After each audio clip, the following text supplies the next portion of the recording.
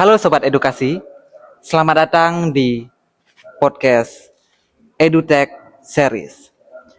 Ruang diskusi interaktif yang dimana kita dengan bebas bisa membahas teknologi pendidikan di Indonesia sekarang maupun di masa depan. Pertama saya ingin memperkenalkan diri terlebih dahulu bersama rekan-rekan saya dari kelompok 3. Perkenalkan, nama saya Iputu Praba Pranata dengan NIM 2515051111. Kemudian rekan saya, Perkenalkan, nama saya Gede Aditya Wardana dengan NIM 2515051102 sebagai pakar teori. Perkenalkan, nama saya Nur Aulia Tunisa dengan NIM 251505199 sebagai pakar solusi. dan terakhir yaitu teman saya yaitu Sonia yang saat ini sedang berperan sebagai kameramen. Kita hadir dalam rangka ujian akhir semester mata kuliah belajar dan pembelajaran dengan dosen pengampu yaitu Ibu Made Susi Lisia Andayani MPD untuk membedah fenomena pendidikan yang makin hari makin menggelitik. Saya nggak sendirian tentunya, bersama kedua teman saya yang sudah saya sebutkan tadi. Dan saya ingin bertanya terlebih dahulu, bagaimana kabar kalian berdua? Baik, Praba.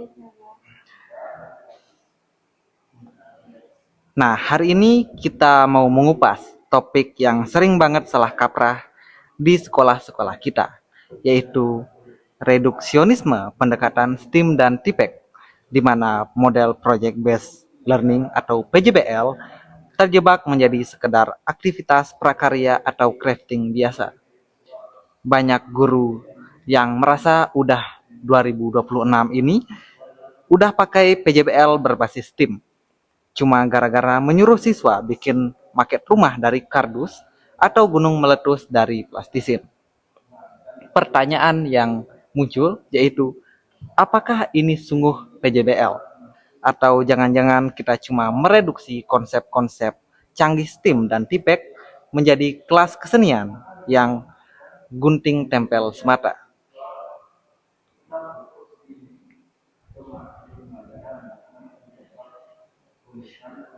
Rekan Adit, sebagai pakar teori, sebenarnya kenapa sih fenomena jebakan prakarya ini bisa terjadi di lapangan? Di mana letak keliru atau melesetnya jika kita bedah menggunakan kacamata teori belajar? Tolong dong dikupas pelan-pelan supaya sobat-sobat yang menonton di rumah bisa langsung paham konsepnya. Siap, Praba. Ini pertanyaan esensial banget. Fenomena ini kalau di ranah akademik kita sebut reduksionisme. Artinya penyederhanaan yang kelewatan terhadap suatu konsep yang aslinya. Guru-guru kita sering kali terjebak pada kulit luar PJBL. Mereka melihat kata project itu arti yang menghasilkan barang fisik yang bisa dipajang di meja atau pameran sekolah. Untuk melihat di mana letak salah kaprahnya, mari kita pakai analogi sederhana ini. Analogi pekerja pabrik PS arsitek. Ketika guru menyuruh siswa membuat jembatan dari stek es krim dengan memberikan instruksi langkah demi langkah. Langkah pertama bagian ini, langkah pertama lem bagian ini. Langkah kedua, potong bagian itu, lalu gabungkan. Siswa di kelas itu sebenarnya sedang bekerja seperti pekerja pabrik di garis praktis. Mereka hanya meniru instruksi mekanis. Nah, kalau kita bedah pakai teori belajar konstruktivisme dari Jane Piaget, proses belajar yang sejati itu harusnya mengubah skema kognitif di dalam otak siswa melalui proses asimilasi dan akomodasi. Asimilasi terjadi ketika siswa menghadapi masalah baru dan mencoba menyelesaikan dengan pengetahuan yang sudah mereka punya.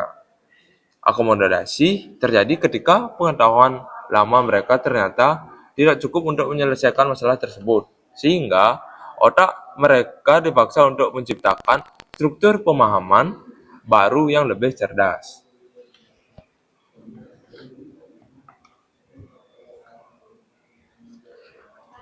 Paham. Jadi kalau dalam aktivitas prakarya biasa yang instruksinya sudah saklek dari guru, proses akomodasi otak ini kurang terjadi, begitu. Karena siswa tidak perlu putar otak untuk menyelesaikan masalah, jalurnya sudah disediakan, tinggal kopas aja dari gurunya, begitu. Tepat sekali, itu dia poin utamanya. Di aktivitas prakarya biasa, tantangannya cuma di tingkat keterampilan motorik atau psikomotorik seberapa rapi mereka menggunting dan mengelem. Tidak ada proses problem solving yang menentang host mereka. Malahan, pendekatan ini tanpa sadar mundur ke teori behavioristik yang sangat mekanis. Polanya cuma stimulus, instruksi guru, dan respon. Siswa meniru gerakan memotong dan mengelem. Padahal, menurut Vygotsky, tokoh konstruktivisme sosial, belajar itu harus berada di area zone of psychosocial development, yaitu area di mana tugas tersebut berada sedikit di atas kemampuan mandiri siswa, sehingga mereka butuh pembentukan berpikir atau membuat teknologi scaffolding untuk memecahkannya. PJBL yang benar harusnya menerapkan siswa sebagai arsitek. Mereka diberi masalah nyata. Contohnya, jembatan di desa runtuh karena banjir. Kemudian instruksikan ke siswa untuk buatlah desain struktur jembatan baru yang bisa menahan beban 10 ton menggunakan material lokal. Di sini, otak mereka dipaksa berpikir keras. Wah, gokil. Penjelasan Adit mencerahkan banget. Berarti anak-anak sibuk fisiknya, tetapi kognitif load atau proses berpikir tingkat tingginya malah pasif atau kurang. Nah, sekarang kalau kita geser ke konsep timnya sendiri, kenapa elemen-elemen canggih seperti sains, teknologi, engineering, dan matematik itu biasanya rontok dan menyisakan elemen art atau kerajinan tangan saja di sekolah? Nah, ini dia akibat dari jembatan huruf A dalam STEM. Kebanyakan praktik di lapangan itu mengalami bias, di mana komponen art atau seni mendominasi secara mutlak secara fisik, tetapi huruf-huruf lainnya hilang, cuma jadi tempelan. Mari kita bedah anatomi STEM yang cacat ini dalam kasus membuat maket rumah dari kardus. Kita bedah dari yang pertama, dari sainnya hilang. Siswa tidak pernah diajak mendiskusikan konsep sains di balik rumah itu. Misalnya bagaimana perpindahan panas matahari bekerja pada atap rumah, atau bagaimana sirkulasi udara yang baik secara ergonomis. Guru cuma menilai, wah, kardusnya rapi dan warnanya bagus. Yang kedua, engineering. Engineeringnya rontok. Proses rekayasa itu intinya adalah trial and error dan optimis design. Siswa harusnya merancang, menguji, gagal, lalu memperbaiki desainnya. Tapi dalam prakarya biasa tidak ada ruang untuk gagal. Sekali lamanya setelah tempel, ya estetik barangnya rusak dan nilai mereka akan turun. Matematiknya sekedar formalitas. Matematik di sini paling better cuma dipakai buat mengukur panjangnya 10 cm atau 20 cm untuk memotong kardus. Padahal matematik dalam STEM harusnya dipakai untuk pemodelan, menghitung rasio skala bangunan yang presisi, atau menghitung efisiensi anggaran bahan baku. Jadi, esensi integrasi interdisipliner dalam STEM itu hancur karena pembelajaran terkotak-kotak lagi. Proyeknya kehilangan jiwa investigasi ilmiahnya. Oke, cukup luar biasa sekali detail penjelasannya. Berarti STEM-nya pincang ya. Nah, sekarang masuk ke ranah kita nih sebagai mahasiswa pendidikan teknik informatika, yaitu tentang TIPEK dan penggunaan teknologi. Banyak guru yang klaim, wah, saya sudah menggunakan TIPEK kok di kelas, buktinya anak-anak saya sudah pakai YouTube sebagai media untuk mengupload video-video mereka dalam pembuatan bangunan prakarya misalnya. Nah, apakah praktik seperti itu sudah bisa dibilang memenuhi standar TIPEK yang ideal? Nah, ini juga miskonsepsi akut yang sering kita temui di dunia pendidikan digital saat ini, Praba. Dalam rangka kerja TIPEK, teknologi itu bukan sekedar kosmetik atau alat dokumentasi di akhir sesi. Kita harus bisa membedakan teknologi sebagai alat pendukung informasi dengan teknologi sebagai alat kognitif. Kalau teknologi cuma dipakai buat merekam video, membuat slide PowerPoint di akhir tugas, atau mencari gambar di Google, itu namanya teknologi baru menyentuh level substitusi atau dokumentasi saja. TIPEK yang sejati itu menuntut teknologi menjadi mitra berpikir siswa selama proses belajar untuk mencegah masalah kontak knowledge yang disampaikan dengan pedagogikal yang tepat. Sebagai contoh, sebelum siswa menyentuh kardus atau stek es krim, mereka harusnya menggunakan teknologi berupa perangkat lunak simulasi kognitif. Misalnya, mereka menggunakan aplikasi simulator fisika untuk menguji kekuatan jembatan digital mereka, atau menggunakan software desain 3D untuk menghitung volume ruang secara otomatis. Di sini, teknologi membantu memperluas kapasitas berpikir otak manusia, membantu mereka menganalisis data, dan mensimulasikan kegagalan sebelum perumpakan fisiknya dibuat. Jadi, kalau teknologi cuma dipakai buat rekam video dan upload video ke TikTok atau YouTube, itu belum TIPEK substantif namanya. Melainkan baru sampai tahap digitalisasi tugas prakarya konvensional. Konsep pengetahuannya tetap dangkal, jalurnya tetap mekanis. Gokil, jelas banget bedanya berarti ya. Jadi miskonsepsi PJBL menjadi prakarya ini akarnya adalah kegagalan guru dalam mengintegrasikan esensi investigasi sains. Hilangnya proses rekayasa desain dan pemanfaatan teknologi yang cuma jadi hiasan luar alias dokumentasi saja. Bukan sebagai alat bantu berpikir siswa. Nah, Sobat Edukasi, penyakit akut dari miskonsepsi ini sudah dikuliti habis secara teoritis oleh rekan saya, Adit. Sekarang, bagaimana cara mengobatinya? Obat konkretnya seperti apa? Mari kita langsung saja geser dan dengarkan pendapat dari pakar solusi pembelajaran kita, yaitu rekan Aul. Silakan. Oke, baik. Sebelumnya terima kasih kepada Praba dan Adit.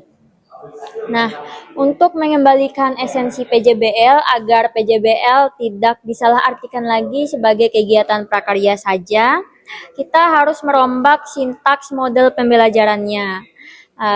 Yaitu guru perlu mengubah cara memulai pembelajarannya. Maksudnya gimana? Jadi, guru jangan langsung bilang buat maket rumah dari kardus. Karena kalau begitu, siswa biasanya cuma akan fokus untuk menyelesaikan tugasnya saja. Jadi yang lebih tepat itu adalah guru memulai dengan memberikan masalah nyata. Misalnya guru bertanya pada siswa, bagaimana cara membuat rumah pintar yang hemat listrik di tengah cuaca perkotaan yang panas? Nah, dari situlah siswa jadi terpancing untuk berpikir dan mencari solusi. Setelah itu, pertama mereka bisa memanfaatkan teknologi. Mereka bisa menggunakan aplikasi seperti Tinkercad atau SketchUp untuk membuat desain 3D menggunakan laptop atau komputer mereka. Nah, jadi di sini teknologi bukan sekedar hiasan, akan tetapi sebagai alat berpikir yang benar-benar membantu siswa untuk menuangkan ide-ide mereka dan mereka juga bisa mencoba berbagai desain. Nah, selanjutnya yang kedua, mereka juga bisa belajar konsep sains dan matematika. Contohnya mereka bisa mulai menghitung kebutuhan listrik dan mempelajari arah datangnya matahari serta bahan yang dapat mengurangi panas. Jadi mereka tidak hanya asal pilih model rumahnya, tapi mereka paham di balik alasan di balik mereka memilih desain tersebut. Nah, kemudian yang ketiga, setelah desain rancangannya matang, barulah mereka membuat purwarupa atau model rumahnya. Nah, di tahap ini unsur engineering dan arts ikut diterapkan. Jadi menurut saya, kalau prosesnya seperti ini, siswa akan jadi lebih aktif karena mereka mencari solusi sendiri, berdiskusi, mencoba ide-ide, bahkan memperbaiki kalau ada yang kurang. Dan juga di sini guru berperan sebagai pembimbing, bukan hanya untuk memberikan instruksi. Jadi bisa kita simpulkan bersama bahwa PJBL yang benar itu bukan sekedar membuat kerajinan, akan tetapi yang paling penting adalah bagaimana siswa berpikir, memecahkan masalah, dan menggunakan teknologi untuk menemukan solusi. Nah, kalau STEAM dan TIPEK diterapkan seperti ini, maka pembelajaran akan lebih bermakna dan benar-benar berpusat pada siswa atau student-centered learning. Oke, solusi yang sangat konkret dan aplikatif dari rekan saya Aul. Jadi jelas ya perbedaan antara aktivitas crafting biasa dengan project based learning yang sesungguhnya. Sebagai kesimpulan akhir dan takeaway message dari episode kali ini, PJBL bukanlah tentang seberapa bagus atau seberapa cantik produk fisik yang dikumpulkan pada meja guru. PJBL adalah tentang seberapa dalam proses investigasi, berpikir kritis, dan pemecahan masalah yang terjadi di dalam kepala siswa. Jangan reduksi STEAM dan TIPEK hanya menjadi sekedar gunting, tempel, dan kardus. Terima kasih kepada rekan-rekan saya, Adit, Aul, dan Sonia sebagai kameramen. Terima kasih juga kepada dosen pengembu kami yaitu Ibu Made Susi Lisia Andayani MPD. Dan terima kasih juga kepada kalian semua yang masih menonton video ini sampai akhir.